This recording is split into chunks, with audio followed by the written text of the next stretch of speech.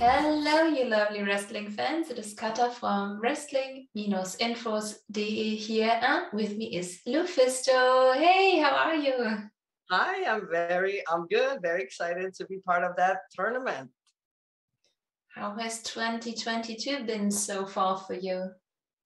Uh, Very good. I just started to go back to the United States, and so far, my matches have been very, very good. People like often describe them as best of the night or their favorite matches, and promoters are happy, fans are happy, so I'm really happy.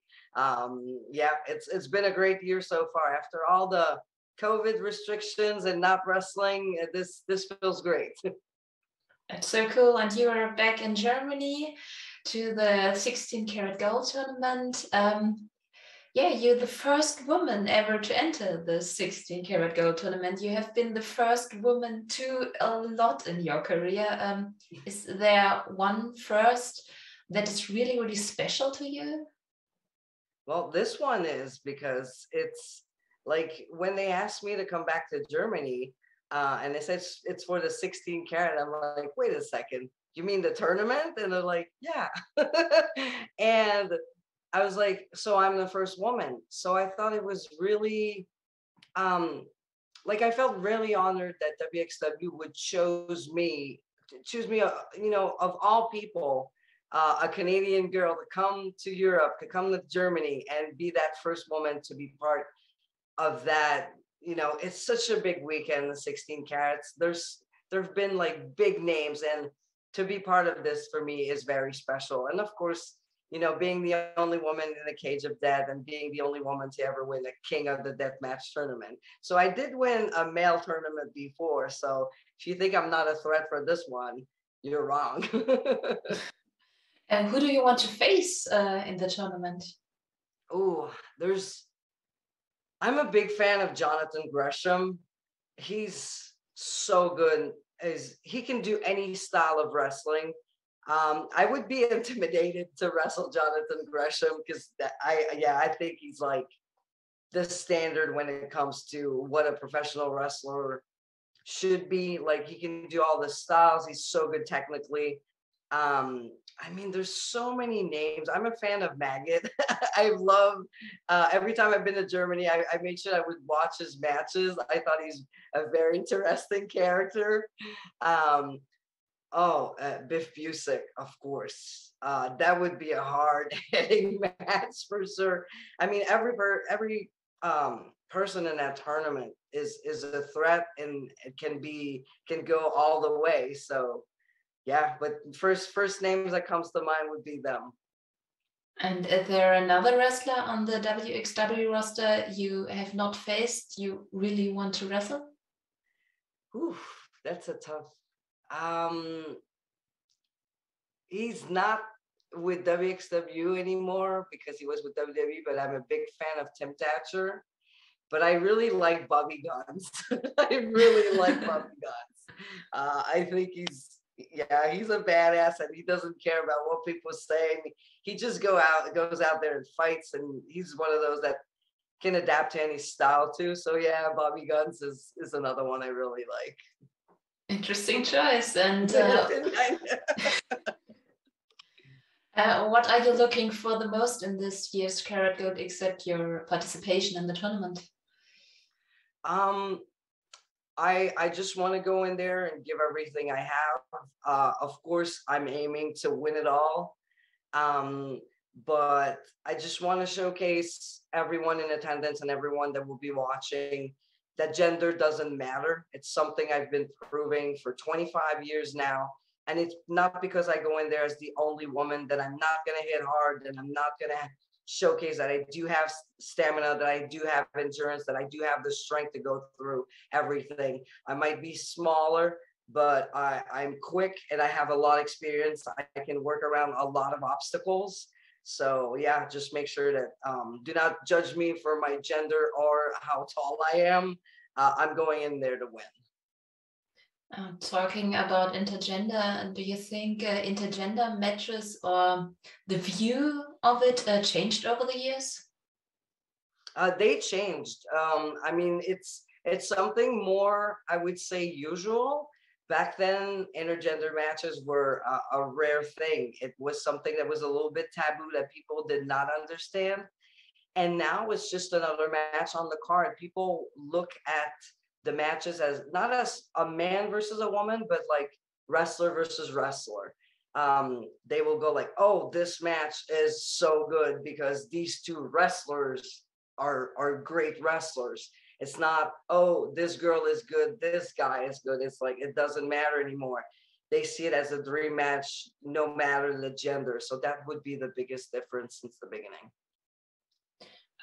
You also saw women's wrestling evolve over the years. What do you think are the milestones in women's wrestling for you? Um, the biggest change and the greatest thing that I think happened throughout, and it was a long road. I can't pinpoint like things like specific because I think it was a very long road.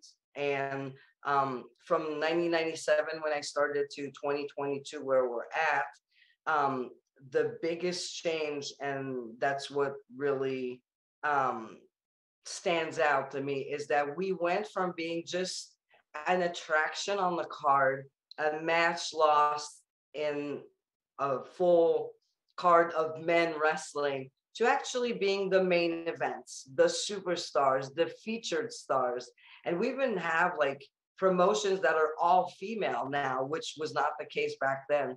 So from this, from the attraction to the main star of the show is such a big gap, but that would be the biggest thing I think we accomplished, that we went from being an attraction to being an actual showcase as someone who's important on the card regardless of gender.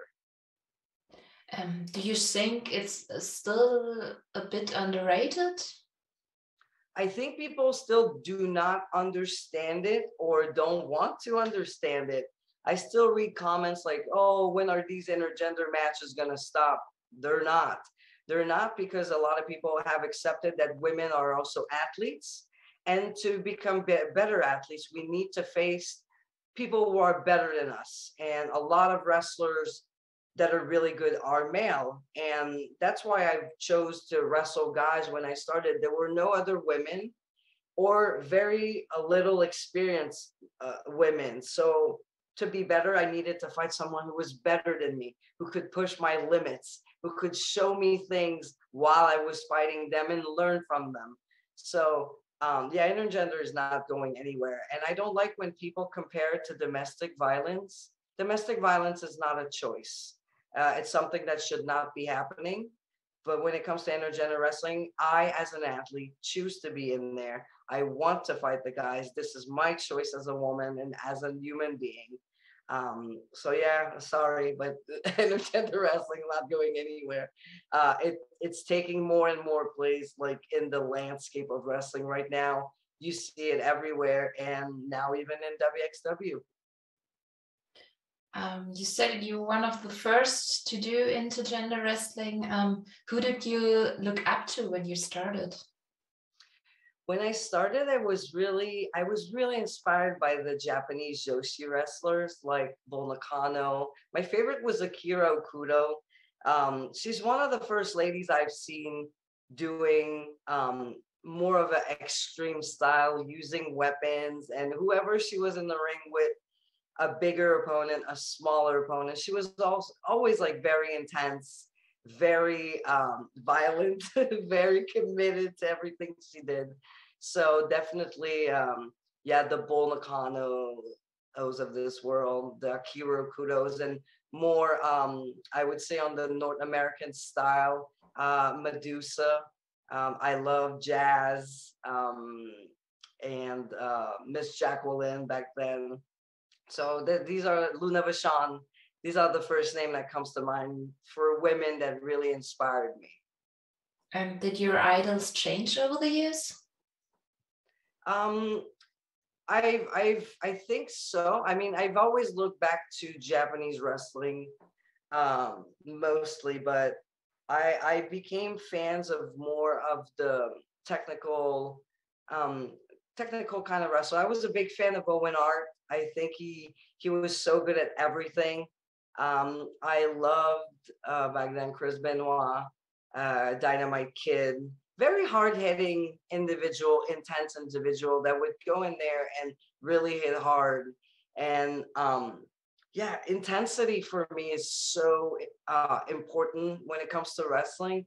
So I will gravitate towards people that have that style. And going back to the starting of your career, you had a lot of name changes in the beginning. So why did Lufisto stuck?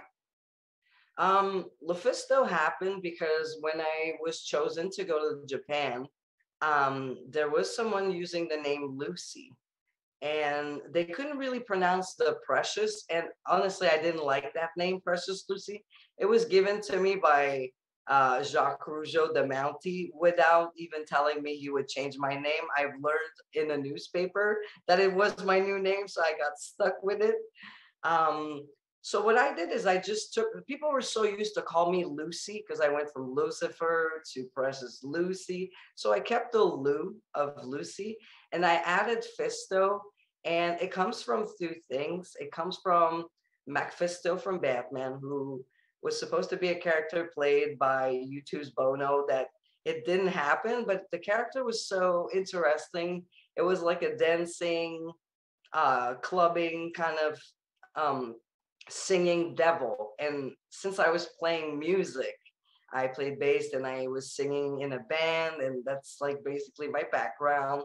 I like, yeah, I'm like, I like this character. So at first I was supposed to go and kind of look like this character, but I kind of changed the way of spelling it to Fisto with an F. For Jedi Fisto from Star Wars, because I'm a big Star Wars fan and I was reading the books. So I knew about the new characters that would be coming in the new movies.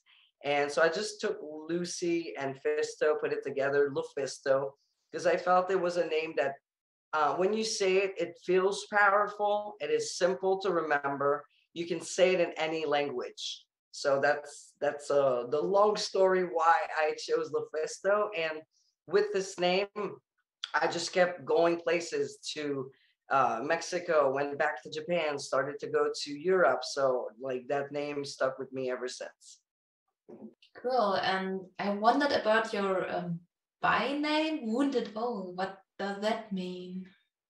Yeah, the Wounded Owls comes from wounded is from all the scars I collected throughout the years, you know, doing the death matches and also being the girl that the guys didn't want to fight. Like it was really hard at the beginning. I got punched and stretched and scratched, and they wanted me to understand that women didn't belong in a ring, but I fought through. So from all these death matches and fighting people who didn't want me, I collected those scars. So wounded was the perfect adjective I could say that I would use. And owl simply comes from the fact that an owl is an animal that is known to have knowledge. It is a very quiet animal, but it can be very, very vicious if attacked. So wounded owl was just the perfect, the perfect thing for me. Since you said hardcore wrestling, what got you into hardcore wrestling? It just happened. I was in a match with um, a man in Quebec, and he was one of the top heels there. Very bad guy, hated like for a lot of people. And in the match, it just happened that he started to hit me with a cookie sheet and threw me into the guardrails. And people went absolutely nuts. Like there was almost a riot. And I was like, I really like um, that the emotions we're creating with using the weapons and what what it's doing with the crowd, because wrestling is about creating emotions and make people feel something. And with the weapons, I just thought like it was so much more. And also people were like telling me, why did you do this? You don't need to do this, you're a girl. And I got upset. I was like, you're not telling me what to do because of my gender again, which has been the same. Like that could be the main title of my biography. Don't tell me what to do because I'm a girl. Um, and yeah, I just want to push. I just wanted to push my limits from that moment on because people told me I could not do it because I was a girl. So I was like, no, I'm going to show you I can do it, and I'm going to show you I can do it even better than the guys. So every match I kept going with adding more stuff. Went from the the tables and the chairs to the thumbtacks to the barbed wire to the lights, and so on and so on. Are you done with hardcore wrestling, or can we see another match? I would say I've been done with ultra violent, everything with barbed wire or lights. I haven't done since 2007. I won King of the Death matches. I won Queen of the Death matches. I was in a Cage of Death. So I did pretty much everything there was to do when it comes to ultra violent wrestling. I still do once in a while those no rules matches where there's tables and chairs or cookie sheets or a stop sign or any kind of brawl all over the place, all around the arena. I will still do those, but I'm not saying it's never going to happen again, but it would have to make sense. It would have to mean something. Like, I don't want to fight somebody in a hardcore match just to fight somebody in a hardcore match. If it's a long feud and that's the only way we can end this, then there's a possibility. You said CZW's Cage of Death. Actually, I had a phase when I watched all of them. I could find you participated in this 2006 event. How was it? Well, it was unexpected because I went in that event. I was announced for a 6-man tag, and I did my first match. And as soon as I crossed the curtain and I thought I was done with the night, I get told like, "Hey, kid, you're in the cage. Grab the mic and introduce yourself and jump in there." I was like, "What?" So I had no time to prepare. I just tried to change quickly into a pair of shorts and a CZW shirt because I had no other gear because I really thought I only had one match and I didn't want to destroy the new gear I just had. So yeah, just went in there and it was intimidating, but I felt really powerful being in there with people that are, when you talk about Nick Gage and John Zandig and Lobo, the word hardcore legend always comes in conversations to describe them. So to be the little Canadian girl who goes in there with those big hardcore names, yeah, I felt very powerful and honored. And yeah, I mean, I survived. I'm still here. Well, you worked for a lot of wrestling promotions. Is there one wrestling promotion you feel especially connected to? There are a few. Shimmer will always be special to me because I feel when it comes to women's wrestling, they are, and I always give major credit to Dave Prazak for having a vision for women wrestlers to be more. We were talking about being an attraction. I think he had the vision of having the women as the stars, and he knew there would be a public for women's wrestling. And so Shimmer will always be very special to me. I would say Shine Wrestling because I was their champion for over 529 days. And every match there was important to me. That they trusted me to be their champion for so long means a lot. CZW during the John Zandig days, I think a lot of my career starts because of John Zandig and CZW. So they're often the first that comes to mind when, how it started for me. I would say, well, John Zandig believed in me and everything. The rest is history.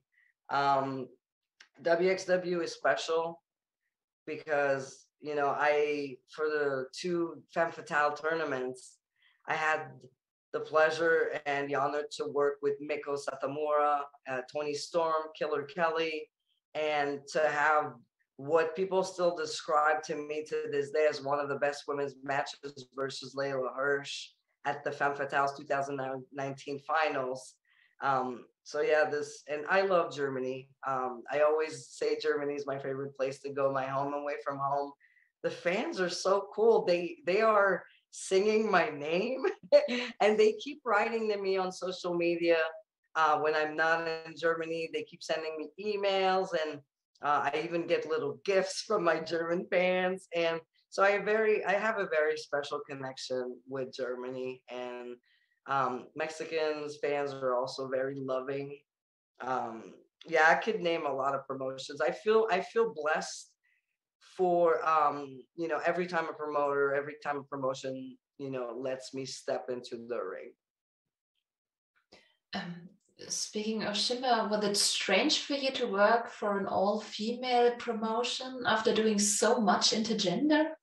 It was. I remember being backstage and sitting and looking around and just seeing girls, and I was like, this is strange, but I like it. But it felt different, and it was good too that we all had the same mission to prove that women's wrestling was, it was a real thing and it was serious. So yeah, it was strange, but very cool.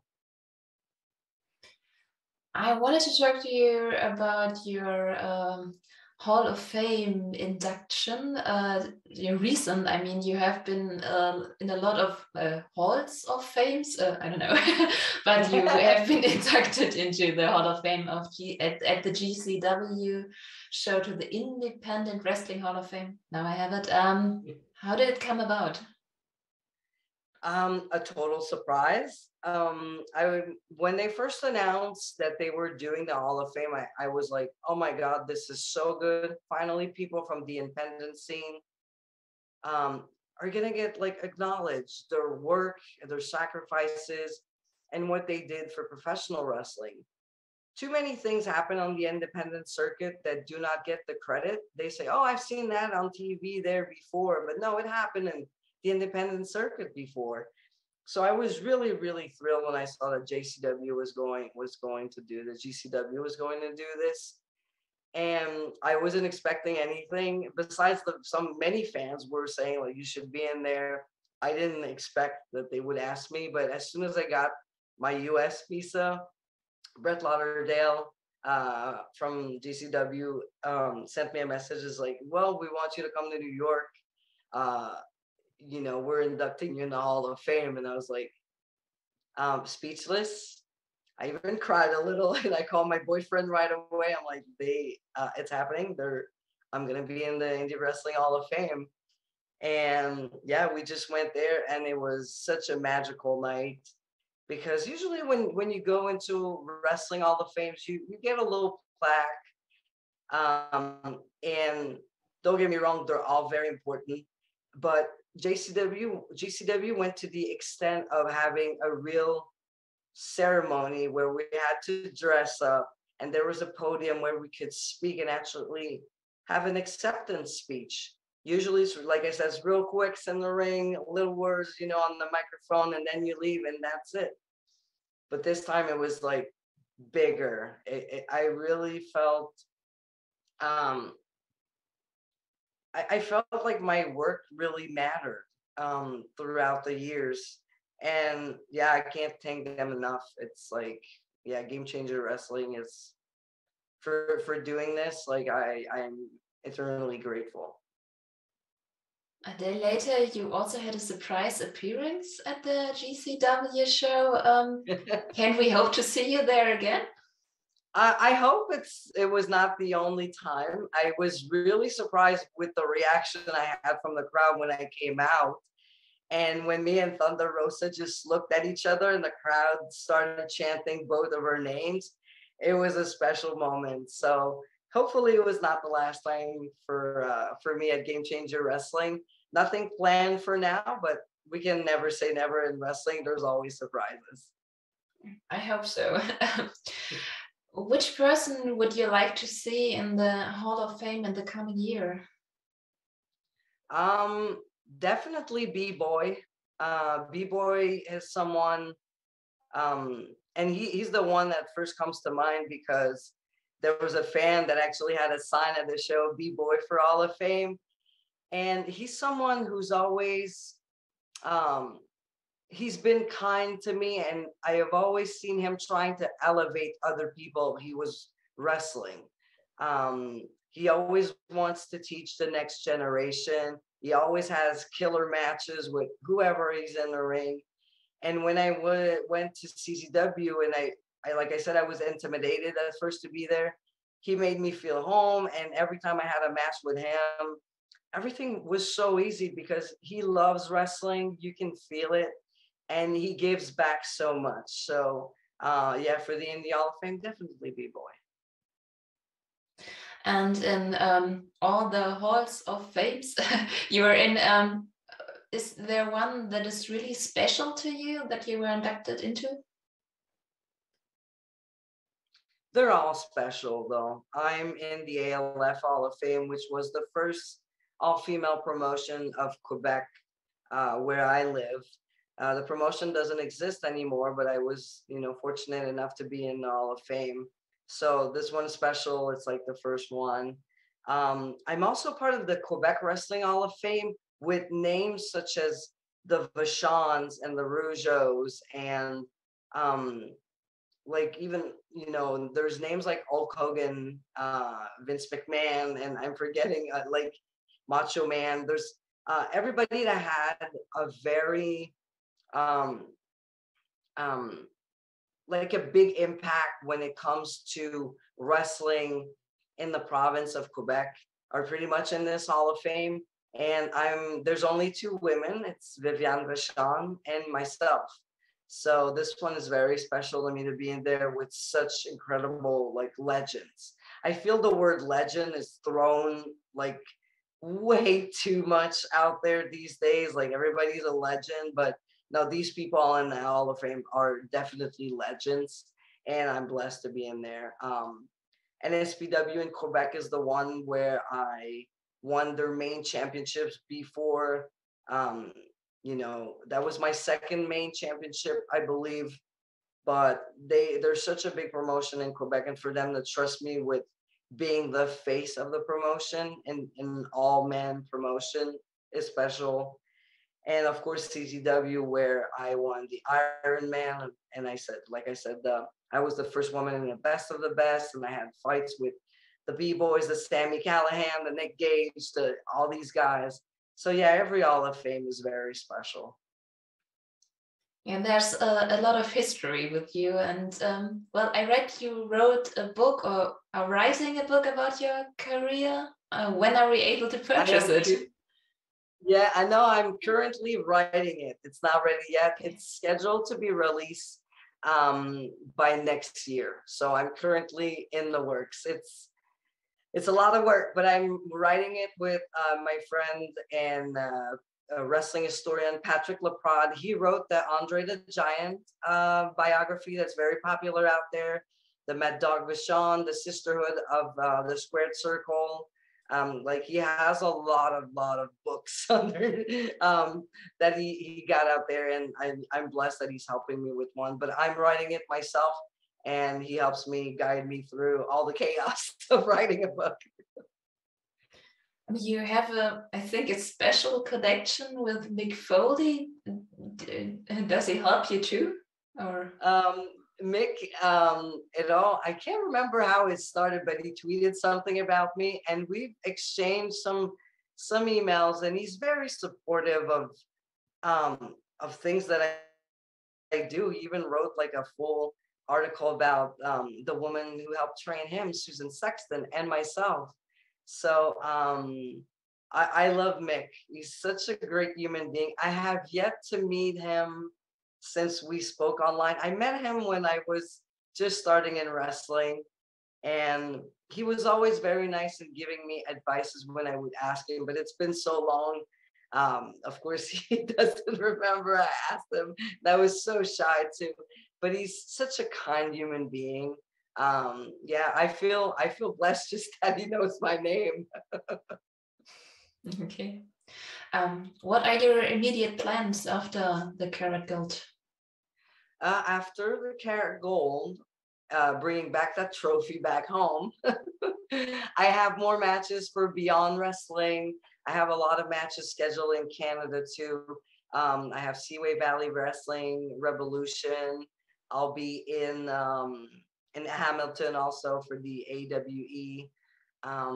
But definitely, yeah, there's more Beyond Wrestling coming. More Capital Championship Wrestling. I just wrestled Vita Von Star, and I'm aiming for that championship gold that Kylan King is holding right now. So definitely, these are my plans for now. I want more gold too. I'd like to go back to Shine eventually, and I mean 2022. I want this to be my year. I'd like to be having a few matches on TV, whether it is Ring of Honor, MLW, All Elite Wrestling. These three mainly, I would say. Yeah, I feel like I'm such in a good place when it comes to wrestling. I feel I wrestle smarter, and so far, like I said, and hopefully, like nothing happens, but I'm having like great matches, and people are noticing. So I just want to keep going out there and do the best I can, and give you and the fans and all the best matches, the best match possible. And if all forbidden doors were open, who do you want to face? Oh, that's a good question. There's many people. Let's say if I go to All Elite, I would like, these are people I've wrestled before, but I'd like to wrestle them on a bigger stage. Mercedes Martinez, Thunder Rosa, Layla Hirsch. I'd like to wrestle the younger generation too. I'd like to wrestle Abaddon. I like Abaddon. She stands out. She's scary. I like her style. My God, there's so many people I've already wrestled. Yeah, I'm just ready to wrestle anybody. I want to wrestle anybody from any company or any level of experience. These are the first names that comes to mind, but I know I'll be forgetting people. I'll definitely be forgetting people. One random question in the end. Where do you, if you could, where did you want to participate? WrestleMania or Wrestle Kingdom? I'm not I'm not really a big fan of WWE. That's pretty, like, I would say people know about it. I'd rather I've been to WrestleCade before and I loved it. It was so cool. I haven't been on the main show, so that would be one thing. But I mean, WrestleMania it's the biggest show of them all, so I can't say I wouldn't want to be there. It's just that I feel that my wrestling style doesn't necessarily fit with WWE. Like, I would see myself more either, like I said, at All Elite or Ring of Honor or MLW. Yeah. Tough question. Yeah, why not one match at WrestleMania? If I don't have to sign a contract when I don't have to do anything. Yeah, but well, that was a good question. I'd like to go back to WrestleCade though. I had fun there. WrestleCade is a great time. Okay, thank you so much for taking the time to answer my question. It's been really, really fun talking to you, and to everybody watching, be sure to check out our other interviews heading into the 16 Carat Gold tournament, and see you all next time. Ciao!